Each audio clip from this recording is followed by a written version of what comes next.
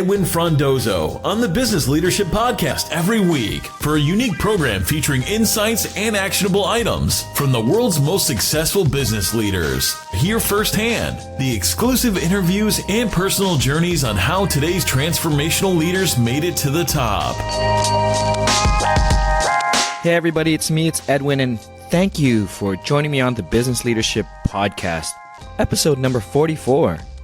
On this week's episode, I am happy to share the conversation I had with Sheetal Jaitly, founder and CEO of a software design and development company, TribalScale, out in Toronto.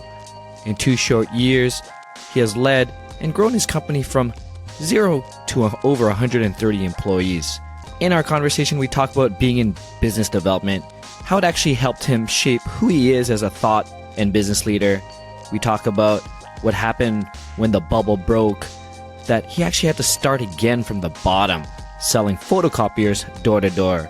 He talked about the experience going through an acquisition and how he was able to identify it as an opportunity. But before jumping in, quick shout out to my media sponsors, IT World Canada, Startup Canada, for the support of the podcast. Now enjoy the show. Welcome to the Business Leadership Podcast, Sheetal. How are you, Edwin?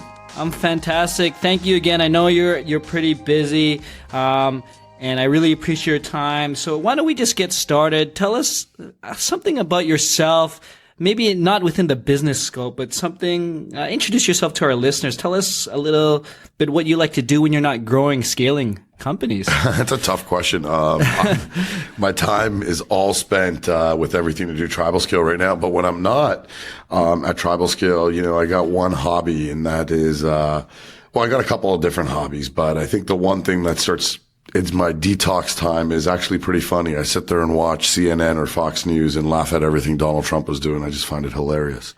So it's a little entertainment, a little relaxing. It is. You're not getting frustrated by it? You know what? The truth. Well, one of my friends, he has the same habit he's been doing too. And the day Donald Trump got elected, he messages me and he goes, "I guess it's time to cancel our Netflix subscription," because that's all we watch now. Whenever we got. Oh my God! It's reality TV, but it's real TV. It's nuts. It's pretty crazy. It's pretty nuts. Why don't you tell us a bit more about your company, TribalScale?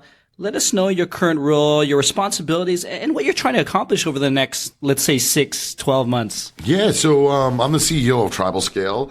We founded the company just two years ago this month. Congrats! Yeah, it's been a crazy amount of growth. We've just grown over 130 people. We're in 5 different cities, and our vision is that we want to create a new era of innovation. If you look at organizations out there that are trying to innovate, they really struggle. You hear CEOs come out all the time now saying that we happen to be a software company that happens to sell fill in the blank. And that's not really true, because they're old, archaic businesses that haven't gotten used to or even started to learn what it takes to become agile. And, using our extreme programming principles, we feel like having us partnered with corporations and entities out there, we really put innovation on fire. And so that's our vision and goal. That's great. And I mean, what you just said, 2 years? 2 years old? 2 years, yeah. 103. That's amazing growth. I'd like to just dive deep into that. Like, how did you and your team foresee this rapid growth 2 years ago? No, I mean, we always thought, we always knew we were going to be really successful. We did our validation of figuring out product market fit. What we didn't realize is the amount of organizations out there that struggle when it comes to strategy design and product development of applications. And we came to the market by being ones that actually put that in practice, actually put all 3 of those awesome pillars together. And so that was something that, when we took to market, we started hitting the ground running. But yeah, our first year projection was that we'll probably be around 20 people and move into our first real office. By the end of our first year, we were in our 3rd office. Because we kept having to move, tremendous, and that was just in Toronto, tremendous growth. We had an office out in LA, New York, and started a satellite office out in San Francisco. So it was everywhere we take our story and we show what we're able to do for organizations and help them innovate on their product roadmaps and accelerate their product roadmaps by building world-class digital products. Our story's been heard, and we've been kicking ass and taking names. How are you and your executive team really managing this rapid growth? You're in 5 cities. How are your team really staying strong together at this point? Well, I think the first thing I'll give a bunch of credit to is that I have a team that's smarter than me. So I'm a firm believer that you don't got to go and be prescriptive when you tell people what they need to get done. Hire the right people that share the same vision, and magic will start happening. And so we really foster that. Meritocracy and empowerment are 2 of our actual values. 2 of our 3. The third value is transparency. So when you find people who are smart and hungry and have something to go out there and prove, especially when it's your vision, a lot of great things happen. So we have that self-autonomous nature that will all, as individuals, step up to the plate and get what we got to do. But as a holistic team, we have a lot of accountability to the other people around the table to make sure we execute on what we're saying we're going to execute on. We still got a very young team, though. I'll be honest. We got a young team that hasn't been there and done that a lot before. But you can't stress how important it is to have the right mentors and the right advisors around you to help guide you when you're making some of these big decisions, especially opening up in different markets. At this point, I'd like to take it back. I mean, it's a benefit of doing a business leadership podcast. I take a look at people's LinkedIn. I see where they came from, and you have a pretty interesting story. I mean, you're an entrepreneur by trade, but you jumped around as well. So I'd love to, if you could share some key turning points throughout your career that helped you build yourself as the business leader you are today. Yeah, for sure. I think, I was always doing, business development roles from when I was a kid. My dad was an entrepreneur, and he was also in real estate, and so I would work a lot with him and was always in the sales guy mindset. But what ended up happening back in 2004, when the tech bubble burst in 2003, 2 and 3, I ended up selling photocopiers door to door, and I was selling photocopiers door to door in downtown Toronto in Xerox's head offices. I actually cold called in Xerox's head office and managed to sell some awesome printing solutions there. Nice. But when I did that, it formalized for me. I went through some rigorous sales training, and it formalized for me a lot of the awesome things I was already doing, and actually let me put into practice a lot of the skills that I started building up over the years.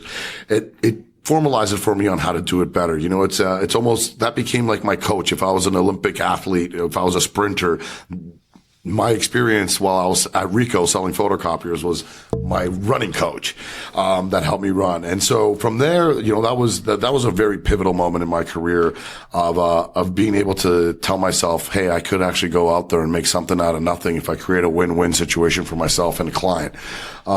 Fast forward that to translating that into working in data sciences early in my career, and predictive analytics, working with software organizations early in my career, and then really taking everything that I've learned over to Extreme Labs. And when I started working at Extreme Labs, that's when I started learning the power of, if you don't give people a sandbox to play and you say, hey, go create magic, magic will happen. And that's what they did with me. They gave me a laptop and a phone and this awesome team and process that was in my toolbox, and they said, go create magic. And that's when I really set fire, and put myself in a position so that I could start TribalScale today. And I'd like to, now that you mentioned Extreme Labs, and I'll get more into that as well, but I read a story that you basically was just hanging out at Extreme Labs, and they really just offered you a job. I'd love to dig down. That's an amazing story to get yourself into a nice product shop. It wasn't just like that. When Amr and Sunny, the founders of Extreme, I knew them before they even founded Extreme, but when they founded Extreme Labs, I was naturally really curious as to 2 friends who were starting this awesome valley-minded business here in Toronto. Yeah. So I'd spend a lot of time over there. I'd even grab my laptop and work from over there. More often than not, they actually became clients of mine at a certain point. I would take my expense account and take some of their staff to go drinking, to tell you the truth. Yeah. But nice. I mean, I love the people and the culture that they created and the environment that they created. So I ended up spending a lot of time there. And they were at a pinnacle point too, where they were growing their organization, and we would, as friends would do, they would ask me for advice on how you would structure a sales team, and vice versa. I'd ask them for advice on like, what do I see as the new wave of computing? How is mobile going to change the world? So on and so forth. And then it was a conversation with four of the executive leaders there at Extreme, where they were like, hey, why don't you come over here and we got this awesome fire going and put some fuel on it. And I got to tell you, as soon as I started, we hit the ground running really fast.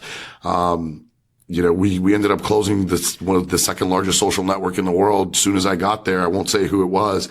But it was amazing to see. We were working with the biggest social network in the world. And then, a month and a bit after I got there we're working with the second largest social network in the world. And so when you could go out there and create value for these large organizations, that are truly at that point, and if you think about 2010, 11, 12, that are changing the world, and go out there with a product offering that they can use, you look out at the rest of the market saying, I got something that no one has. We really got some secret sauce here. And so it was a special ride, and I learned a lot. I messed up a lot and fucked up a lot on it, but it was, I learned a lot from working over there. No, that's great. And it was interesting. I mean, you came in within the business development, and as the company grew, you grew along as well. Your roles, responsibilities grew, it seemed, as well. Yeah. So how were you changing yourself as your team grew? Absolutely. I think one of the first things we did is, when I came into Extreme, is we decided that we should start to verticalize. And that was a pinnacle moment for Extreme. When we broke out into verticals, we stopped being generalist of just going out and selling our process. We became thought leaders in the various verticals that we headed up. So I ended up heading up the media vertical. A light bulb went off on me probably 3 or 4 months into the job, where I started coming out with an opinion and writing blogs and making a newsletter all about media and how mobile is changing the media world. And a light bulb went off for me. I was presenting at a very, very popular newspaper lab in DC. You guys may be able to guess who they were. They're owned by one of the largest retailers right now. But I was actually there, and I was doing a presentation for them on the state of the media vertical, and the managing director got up and was like, hey, I love everything you just presented. Do you mind coming back here every quarter to come present? And I took a step back and went, but you guys are the most innovative people out there in the newspaper vertical right now. What do you need from me to come back? And he goes, Sheetal, I'm not afraid of the innovation that happens in this room. I know we're really good, but a guy like you gets to walk into 15 to 20 different rooms of what's happening on the street, and you come in here and you validate either we're on trend or off trend. Yeah. Right then and then I knew I'm not just a sales guy. I'm actually a thought leader. I could sit in front of any CXO, you could name the title, and I could hold my own, because I actually have put in the thought leadership, understand the research, understand the trend lines, and can be a leader of more than just a sales guy. I'm actually going to be the leader of the media vertical, and actually be the one who people in the media industry will come to talk to, for their opinion. And so that right there was a pinnacle moment that changed everything we were doing. It was great. Yeah. I mean, the feedback I think they gave you is you're on the ground. You got your ears, the eyes on the ground. You know what's new. Yeah. And it may not float up to them for a while. Yeah. Well, it's not even that I know what's new. I know what the trends are. I've seen what other people are trying and how they fail, which is amazing. I see what other people are trying and how they succeed. I've seen many more F-ups than everyone else, and I've seen many more successes than everyone else. And I'm the central person. I don't have to give away NDA information, but I can at least guide a CXO on the right product roadmap and actually have a healthy debate as to some of the choices that they're making, whether they're right or wrong, right? So at least I come to the table with an opinion and some facts, and the homework done. So I've literally become a soundboard for many people in that vertical, and still am till today, for many people in that vertical of where the industry is going. I've also become a great recruiter, because anytime someone wanted to move jobs, they'd come and call me, because they were looking to move, or if somebody was looking to hire someone, they would call me, which is pretty, in the media space, it's pretty incestual. So, it's great to see I've had good friends and people I call my confidants along the way. I'll start moving organizations, which is great too for my network. That's awesome. And I want to talk about the time and extreme, the acquisition of Pivotal. Yeah. I mean, that was a big thing happening, not only within the company, and it's also in Toronto, having this large software company. So if we could talk about how you approach the acquisition, how you handle the team, managing the team, and getting integrated into that bigger company. Yeah, I think acquisitions are tough because the way you do things are kind of gone, and I completely get it. When you move into a larger organization and got acquired, with that comes their policies and procedures, which make sense for their business goals. And it may not make sense for you. And so for me, it was kind of tough because I built this awesome team that was doing a heck of a lot of revenue, for Extreme.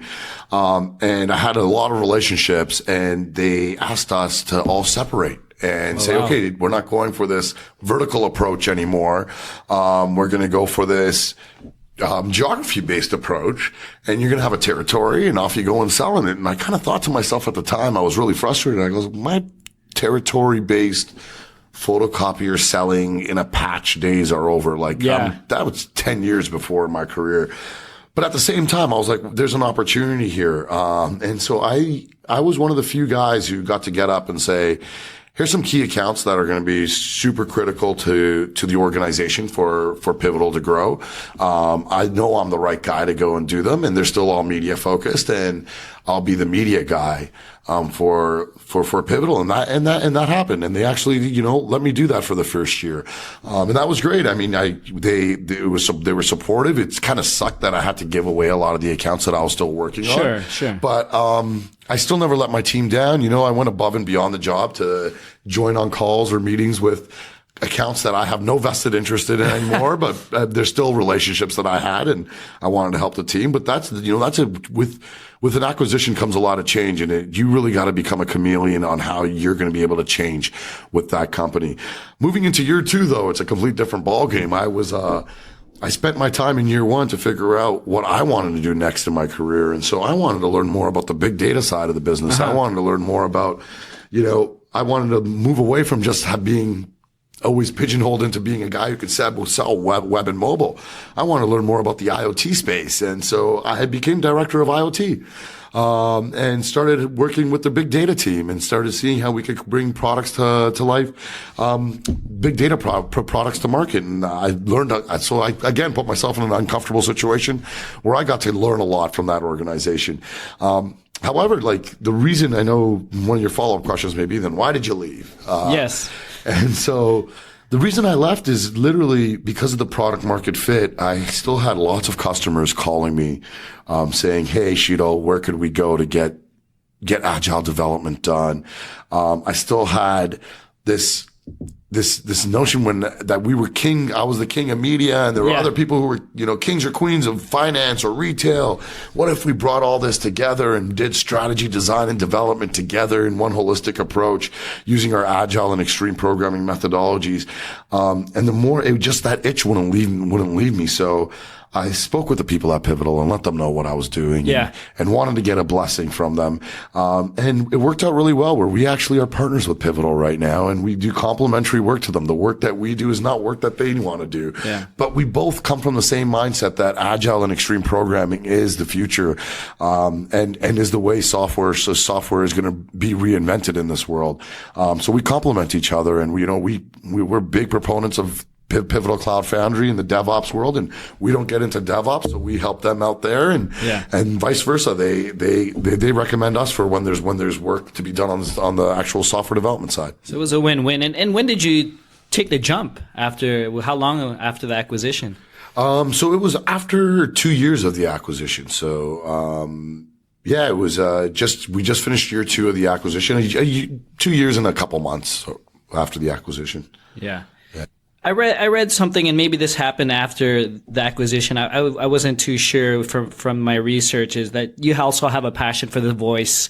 And I know when I spoke to Mitch earlier this year about this stuff, there's heavy heavy side. I mean, with all the AI and the voice technologies out there, I'd love for you to share what you're seeing out there, and perhaps what do you see in 2020 when it comes to all this voice technologies? Yeah, so I think first let me address the AI thing. Yeah. So we started our AI data sciences practice here at TribalScale. Okay, yeah. We've actually adopted that practice now into our methodology. So every application that we work on will be structured in a way so it could leverage and use the power of data, whether it be for artificial intelligence, data science, or analytics.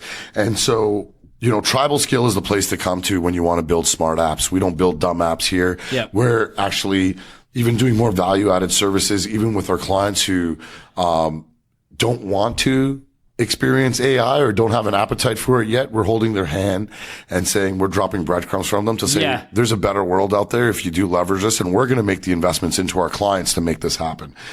So that's the first AI thing. I think voice is going to be huge. We're so used to seeing and touching and clicking to interact with computer interfaces. If you look at voice, and I think beacons, we're trying to do this, but but you still needed a screen to see any value out of it. But if you look at voice, I am now going to be in a world where my voice could interact with the digital world, and my voice could make commands and make things happen. You look at Amazon, you look at just the Amazon Alexa or Google Home right now. Sure, it's good enough to play your music or tell you jokes, but what else could it do? If it's reading the news to me every morning and it notices that, like me, I love the Donald Trump news, which is more like comic relief for me, then why not play more of that? And what are publishers going to do to start to think how to leverage voice and into the next computing revolution? In car, I think voice is going to change the world also, right? If you look, for sure. It's already changing the smart home, but look at in car, send flowers to my wife because I messed up today, or give me directions because I don't know where I'm going. So give me directions from A to B, but also, if it's raining really hard that day and the route that you're taking me on is prone for flooding, then how about rerouting me and sending me in a safer passage? So these are types of things I think if you start taking the world of data and putting it together, you're going to start getting some really customized experiences that are going to make our way of life much better. No, and I come from the telecom world, and it's also my business and it's my background. So it's fascinating to me all this voice technologies that are coming up. It's almost 360. But with all this added features, because before the 2000, we were all just talking on the phones, closing deals. We weren't doing all these web conferencing. We weren't doing any of this screen sharing stuff. Well, just on that, I don't think web conferencing does account executives and business development people justice. So if there's any other CEOs there that think your rep should be doing web conferences all the time, the reason your sales suck is for that reason. You got to have people go out to speak face to face, real life, 100%. Be in front of them. I get that. So I want to just really get some of your thoughts, because you changed roles. You've worked in large enterprise. You work for startups. You're working for large enterprise now through TribalScale.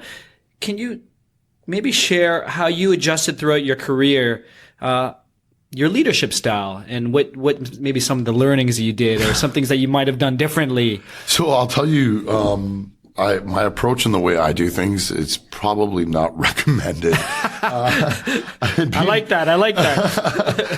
Being a business development guy, I don't think I ever had a boss that never wanted to fire me. But here's the beauty of it. You couldn't, because I was way too valuable to the organization, and I drove in way too much money.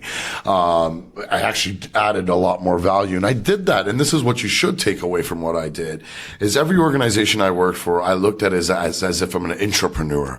I would come in and say, all right, I got a laptop, I got a phone. What else do I have in my ecosystem here that's going to be part of my toolbox for me to go out there and create my own company? And I may be doing it under a different brand if it was Extreme Labs, or I'm doing it under TribalScale. At every organization I worked with, I treated it as if it was my own company. I would spend every dollar as if it was my own dollar. I know the accountants listening to me say this, who used to see my expense reports, are probably choking right now. But it was true. I would not go out there and spend a dollar if I didn't think it was in the best interest of the organization to spend that dollar. I wouldn't take a flight to go to a city if I didn't know I had 5 meetings during the day and a dinner set up. I maximized all opportunity as if it was my own business, because I was motivated by the win. I was motivated by creating a win-win situation. You know, the art of the deal wasn't on how much commission I made on the deal. For me, what made me really excited is we created something out of nothing, and now we're going to go and actually build on top of that. Yeah. And if you look at it, you know, as a business development person, you are the person who lays the foundation for success. If you sell a deal wrong, the house that's going to be built on that foundation won't be a sturdy house. Yeah. So, you know, taking that type of attitude, to everything that I did was super important. Having that entrepreneur attitude is really hard to find though.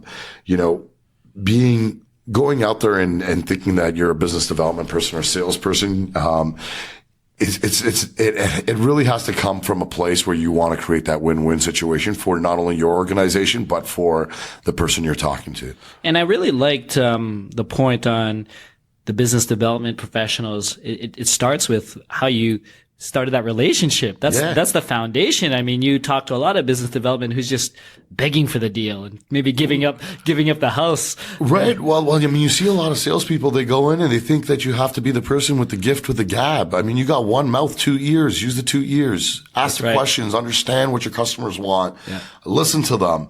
The right solution will come up. Don't try to force solutions onto customers either. A lot of times I say, you know what? We're not the right partner for you. It may not work. This is not going to work out. This is out of our wheelhouse. This is not what we do. Yeah. What you're asking for is not, we're not the best suited people for it. Let me recommend somebody for you.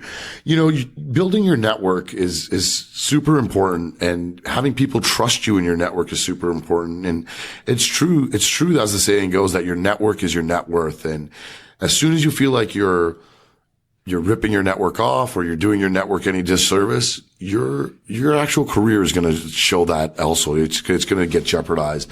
For me, I love the fact that I've built up a lot of trust in my network, and people trust me to even come to me and ask me for solutions that aren't even agile strategy design or software development related, right?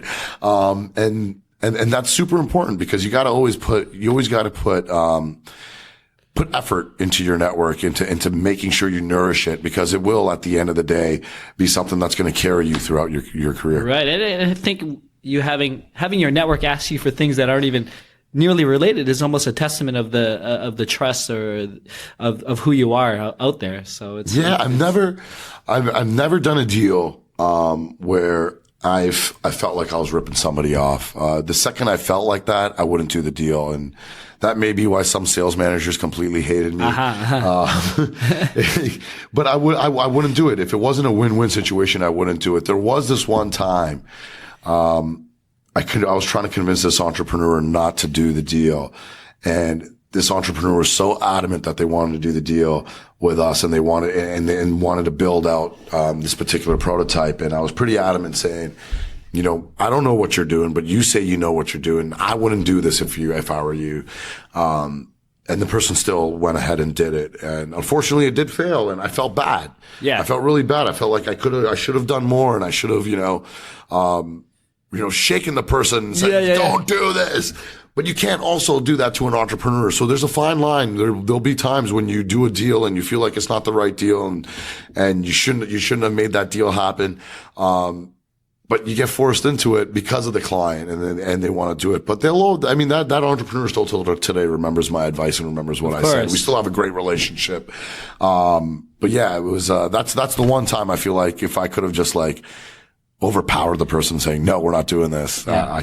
Maybe should have. That's great. When I talk to a lot of executives, business leaders, a lot of them are always learning, always educating themselves. How could they get better? So I'm really curious, Sheetal, what are you reading right now? Yeah, so right now I'm reading a book called The Hard Things About Hard Things. Okay, yeah. I read...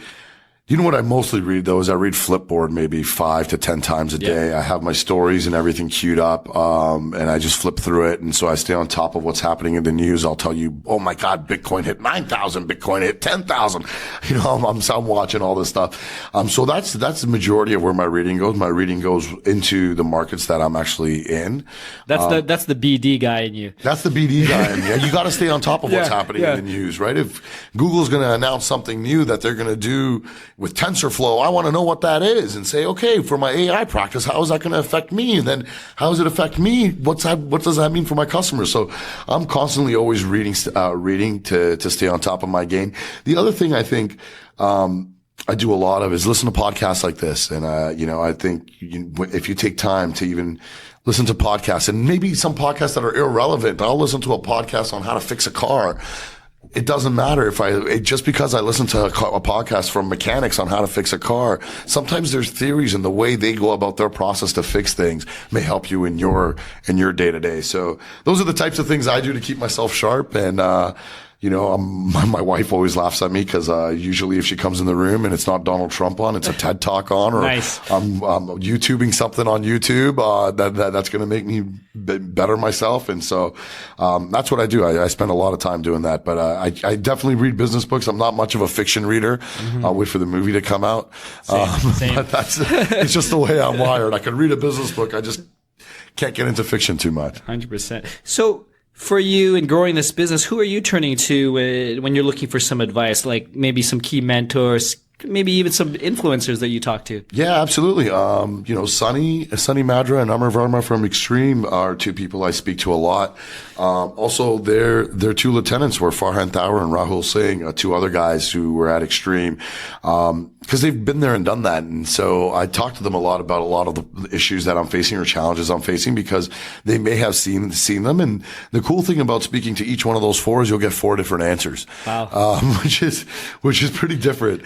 So I go and do that. I also, I'm also part of a roundtable or a founder forum that is very influential and helpful, that I do every month. And I think it's super important to connect with other CEOs and other people who are also fighting a battle in their various businesses to go out there and make it in this tough world that we live in. And hearing their stories and hearing what they go through helps me a lot. And so definitely if you find a good forum and get forum trained, I find it super beneficial and helpful. Aside from that, there's, Candace Factor and Jody Kovitz here are always in my ear, and I love bouncing ideas off them.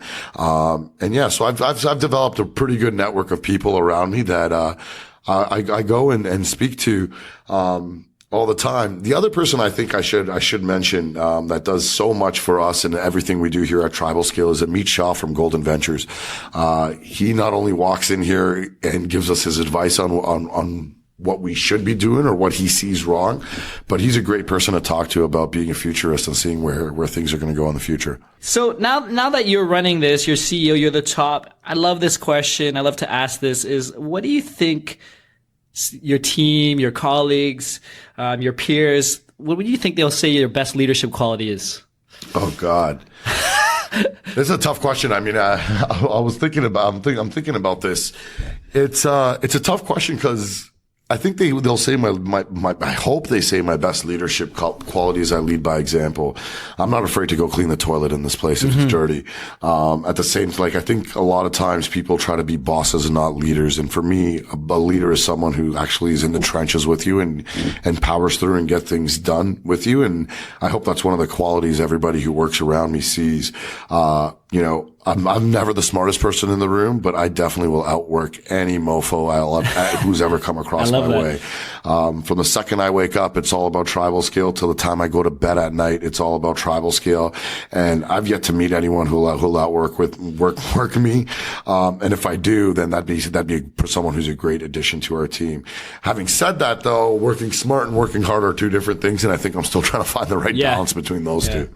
That's awesome. So what else? Do you have any other, I know you just said you 24/7, you're thinking and breathing TribalScale, but do you have any other special projects that you're sort of excited for in the near future? Yeah, absolutely. I think, I've been talking a lot about our services-based business at TribalScale. We've recently brought in Roger Chabra, who's a trained VC for many, many years, to lead up our venture studio. So the exciting thing for me is now you're going to see TribalScale is known for building some of the world's best digital products. I want our tribal venture studios to be known for building the world's best digital companies.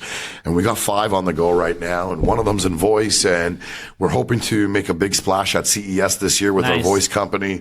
And I want to see, dreams beyond that I had that come out of our venture studio. If we shoot people all the way to Mars and back, one day, that'll be an accomplishment. That's something I'd be very proud of, it's being able to shoot for the stars in that venture studio and seeing what the collective smart people of this organization could do to create the world's next best digital companies. I mean, that's really exciting. It sounds like you're leveraging what you've built here as a dev shop, and not only dev shop, but you're doing multiple things, but you're bringing the VC and really investing into the community. Well, are these companies announced yet? Can you say it here or not?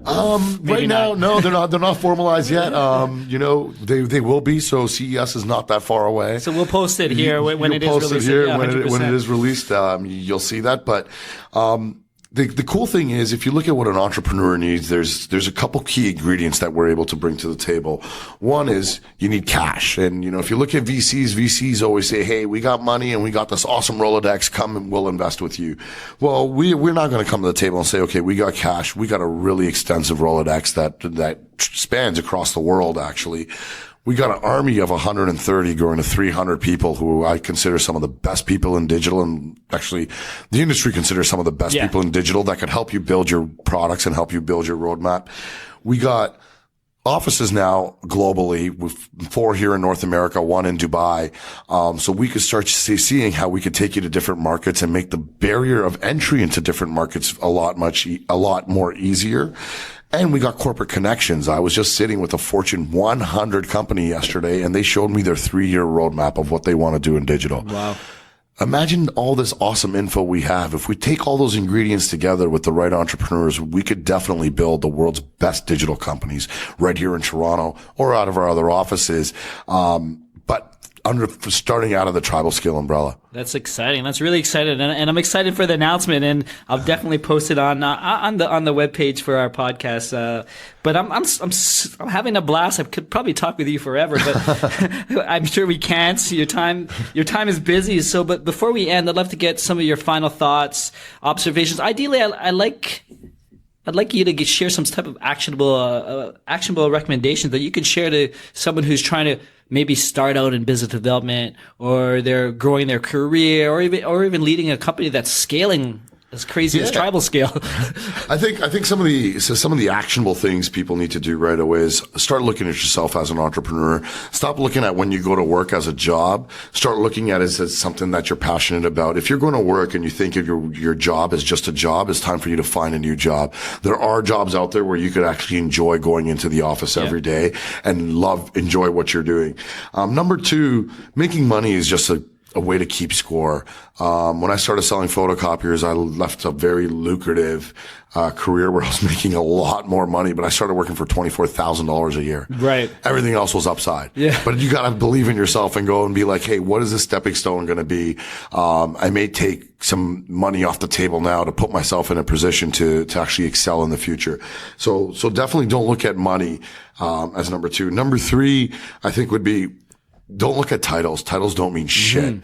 I see so many people chasing titles. I look at, some of the people who went into finance thinking they were, I'm senior manager and now vice president, associate vice president, but you're miserable wearing that penguin suit going to the office every day. Yeah. You're clocking in 9 to 5. You're going home to your kids. You're kind of upset with your not having a good family life because you hate what you do all day.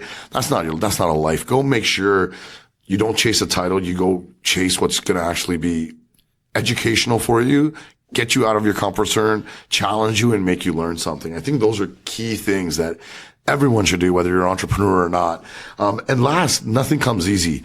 I hate it when someone looks at me and says, oh, look, you've always been lucky you got here. My luck wasn't made. My luck wasn't just given. It was actually made. I got a lot of scars on me from everything that I've done in my career, to get to the point I am. So it's not about luck. It's about making your own luck and putting yourself in the right situations and in the right places so that your luck could change. That's awesome. Thank you for sharing all your insights, your knowledge. So to close, if you could please tell us where we can find more information about TribalScale. Definitely. Yourself. You definitely could go check out TribalScale at TribalScale.com. We got an amazing newsletter that we put out every week that talks about what we're up to. We host very cool industry events. We had our own conference last year. There's a whole bunch of insights there where it's not just about reading about what TribalScale is up to, but we try to make our newsletter to get community involvement. So that goes everywhere. We're at everywhere our offices are or anywhere that we're going to be. That's an easy way to find it. If you want to connect with me, you could just hit me on Twitter. It's at Sheetal Jaitly, SheetalJaitly. I guess those are the best ways to contact me. Awesome, Sheetal. This has been amazing. I learned so much, but thank you again for joining us on the Business Leadership Podcast. Happy to do it. Thank you. That's it, everyone. Thank you for listening to episode number 44 of the Business Leadership Podcast with Sheetal Jaitly. If you want to learn more about Sheetal, TribalScale, or anything else that we discussed, head over to thebusinessleadership.com/044. Would love to hear from you, so please reach out to me over social media or directly via email to edwin@thebusinessleadership.com. And if you haven't done so yet, please subscribe to the podcast on iTunes, Stitcher, or wherever you listen to your podcasts. Thank you again. Edwin signing off. Thank you for listening to the Business Leadership Podcast at thebusinessleadership.com.